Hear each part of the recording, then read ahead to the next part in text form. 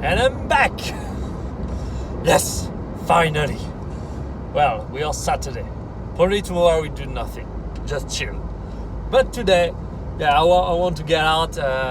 So I didn't tell you actually what that was that thing that prevented me from training for the last 3 days.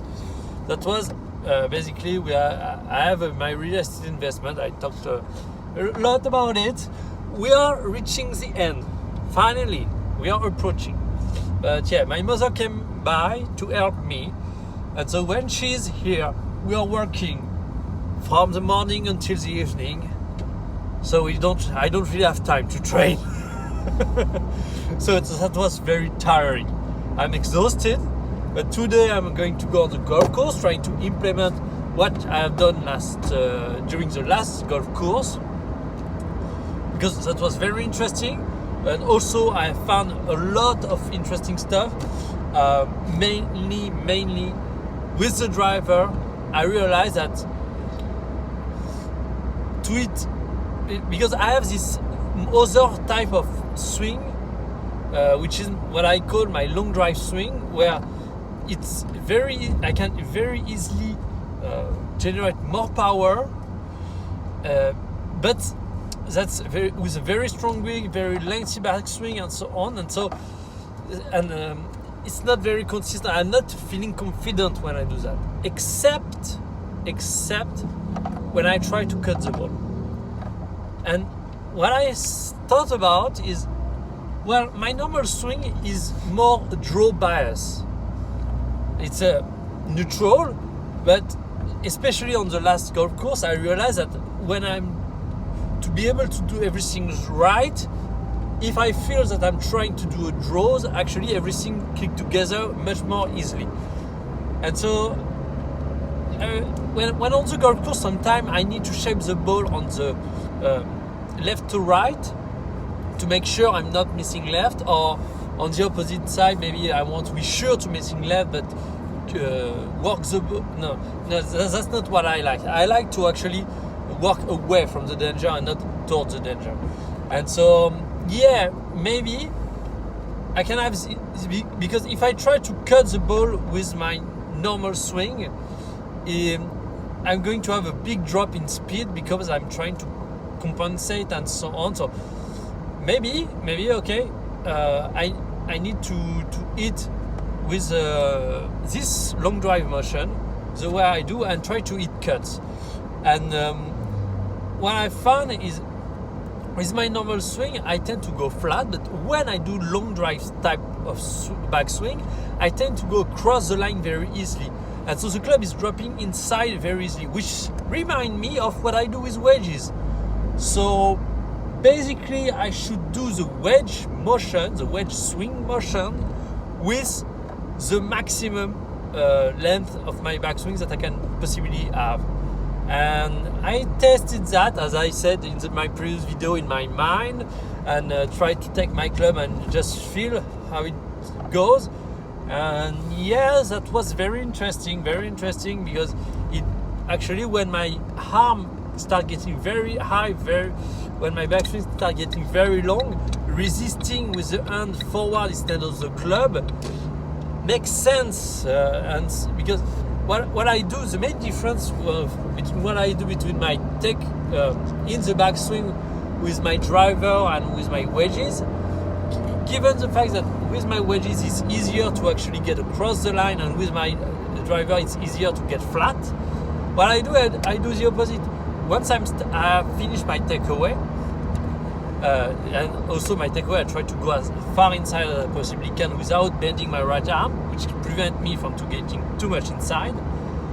Then what I do is, with the wedges, I try to feel that my hands are getting back in front and forward, like I want to go over the top with my hand, not necessarily the club, but with my hand.